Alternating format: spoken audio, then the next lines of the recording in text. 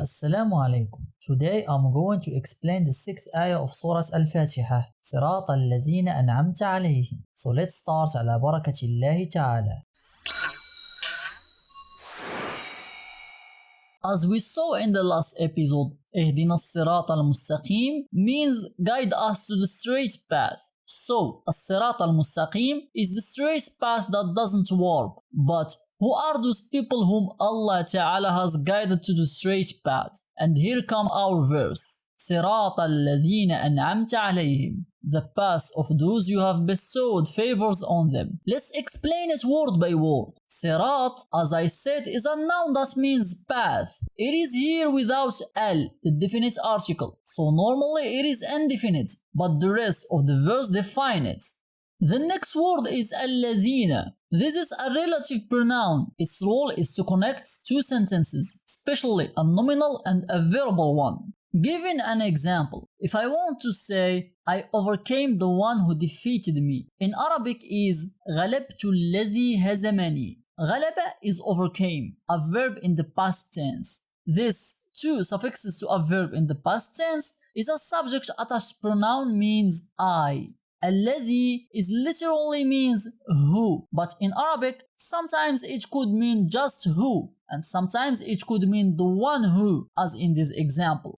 هزم is defeated, a verb in the past tense, and this ni suffixes to the verb is an object attached pronoun means me. So translated word by word becomes overcame I the one who defeated me. This الذي is the relative pronoun that relates the verb part and the second part of the sentence, and it is here for singular masculine. Another example is the country of the girl who visited us. In Arabic is دولة الفتاة التي زارتنا. So دولة is country, الفتاة is the girl, التي is who, زار is a verb in the past tense means he visited. The ta with sukun is a subject attached pronoun we added to a past tense verb to indicate that we are talking about a girl or a feminine noun. And this na suffixed to the verb is an object attached pronoun means us. So word by word becomes country the girl who visited us. This التي is the relative pronoun that relates the verb part and the second part of the sentence, and this time it is for singular feminine.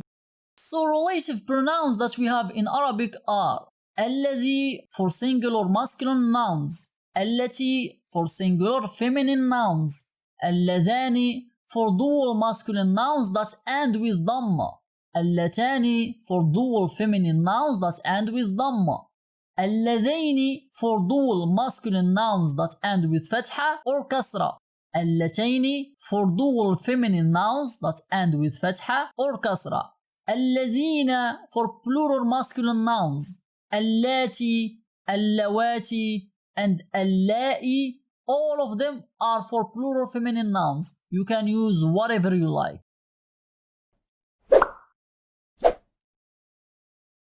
Next is أنعمت. Here we have the verb أنعم plus the subject attached pronoun ta.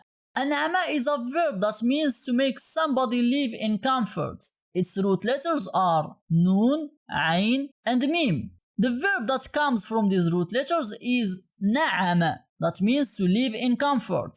And the noun ni'mah is any beneficence or blessing that Allah Ta'ala gave us. Then, why do we prefix alif plus hamza to a trilateral verb? I'll answer this question by giving examples. The verb kharaja is a trilateral verb means to go out. And prefixing alif plus hamza to this verb, it becomes akhraja, which means to take something or somebody outside. The verb jalasa is a trilateral verb means to sit, and prefixing alif plus hamza to this verb, it becomes ajlasa, which means to make somebody sit down. The verb ghadiba is a trilateral verb means to be angry, and prefixing alif plus hamza to this verb becomes aghdaba, which means to make somebody angry. I think you see the difference now. So, na'ama, as I said, means to live in comfort or to be delighted, and an'ama means to make somebody live in comfort. The subject attached pronoun ta is subject pronoun attached only to verbs that conjugated in the past tense, which means you for singular masculine. And the one who's meant by here is Allah Ta'ala. Finally, عليهم. This word is a composition between a preposition على and whom, an attached pronoun that replaces a noun. The preposition على is what we call حرف جر, and we've already seen two before. The first one is be prefixed to ism, which means by the name or in the name in Bismillahir Rahmanir Rahim. And the second one is li prefixed to Allah in Alhamdulillahi Rabbil Alameen, and it means praise to Allah.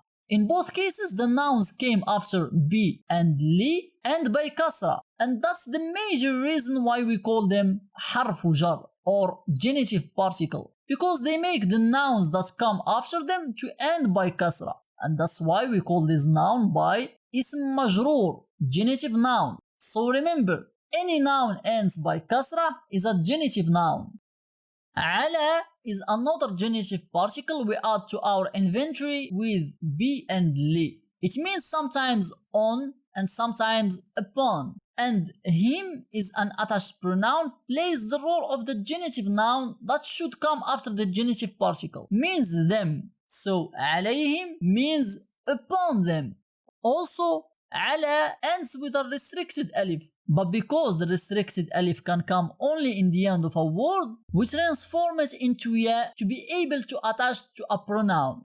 Before ending this lesson, I said that the verb an'ama means to make somebody live in comfort, but adding ala to it, like an'ama ala, means to bestow favors upon someone or something.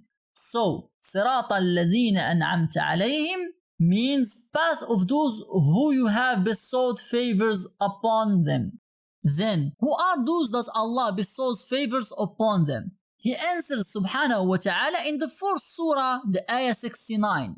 وَمَن يُطِعِ اللَّهَ وَالرَّسُولَ فَأُولَٰئِكَ مَعَ الَّذِينَ أَنْعَمَ اللَّهُ عَلَيْهِمْ مِنَ النَّبِيِّينَ وَالصِّدِّيقِينَ وَالشُّهَدَاءِ وَالصَّالِحِينَ وَحَسُنَ أُولَٰئِكَ رَفِيقًا. So those people are النبيين, the prophets, الصديقين, the steadfast affirmers of truth, الشهداء, the martyrs, الصالحين, the righteous, and وَمَن يُطِعِ اللَّهَ وَالرَّسُولَ, everyone obeys Allah and the Messenger. Our lesson will end here. I hope that you enjoyed this series, and if you have any question, don't hesitate to write it down in the comments or send it to me on my Facebook or Instagram. See you next time.